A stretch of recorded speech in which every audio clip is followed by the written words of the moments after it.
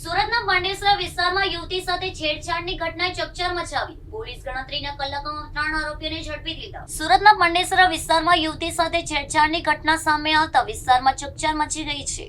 બપોરના સમયે અલથાણ બમરોલી ખાડી બ્રિજ પરથી રિક્ષામાં પસાર થતી રહેતી યુવતીનો મોટરસાયકલ પર આવેલા 3 શખ્સોએ પીછો કર્યો હતો. આરોપીએ યુવતી તરફ અશ્લીલ ઇશારો કર્યા અને તેની સાથે અયોગ્ય શારીરિક સ્પર્શ કરવાનો પ્રયાસ કર્યો હોવાનું સામે આવ્યું છે. ઘટનાથી યુવતી ભયભીત બની ગઈ હતી. સમગ્ર બનાવ અંગે પોલીસને જાણ કરવામાં આવતા તાત્કાલિક કાર્યવાહી હાથ ધરવામાં આવી હતી. પોલીસે આસપાસના સીસીટીવી ફૂટેજ અને અન્ય પુરાવાના આધારે તપાસ શરૂ કરી હતી. ગણતરીના કલાકોમાં જ ત્રણેય આરોપીઓને ઝડપી પાડવામાં સફળતા મળી હતી. પોલીસ દ્વારા તેમની પૂછપરછ હાથ ધરવામાં આવી હતી અને કાયદેસરની કાર્યવાહી કરવામાં આવી હતી. ઘટનાને લઈને સ્થાનિકોમાં પણ રોષની લાગણી જોવા મળી રહી છે. આજરોજ પાંડેસરા પોલીસ સ્ટેશનમાં અલથાણ બમરોલી ખાડી બ્રિજ પર બપોરે 11:30 થી 12ની વચ્ચે એક રિક્ષામાં એક પરિવાર જતો હતો.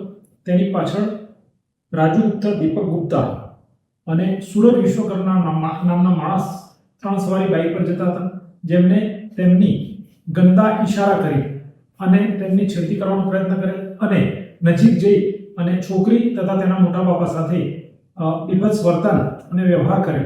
જેના ભાગરૂપે ફરિયાદી પાંડેસરા પોલીસ સ્ટેશનને જાણ કરતા પાંડેસરા પોલીસ સ્ટેશને સ્થળ પર જઈ આરોપીઓને ડિટેન કરેલા હતા અને ફરિયાદીની ફરિયાદ નોંધી ધોરણસરની કાર્યવાહી કરેલ છે અને બીએનએસની કલમ મુજબ તેની ધોરણસર આગળની કાર્યવાહી કરવામાં આવી છે, જેના આઈઓ તમારા પોલીસ ઇન્સ્પેક્ટર શ્રી પ્રજાપતિ સાહેબ રહું છે.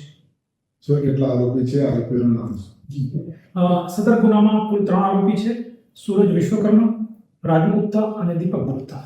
તેઓની પ્રાથમિક તપાસમાં હાલ તેમને પ્રથમ ગુનો કરેલાનું જણાય છે, પરંતુ તેની વિશેષ તપાસ હજુ ચાલુ છે. સર, આરોપીઓ શું કર્યું? આરોપીમાં રાજુ ગુપ્તા અને દીપક ગુપ્તા ડ્રાઇવિંગ કરે છે અને સુરજ વિશ્વકર્મા ડીજે પોતે ચલાવે છે.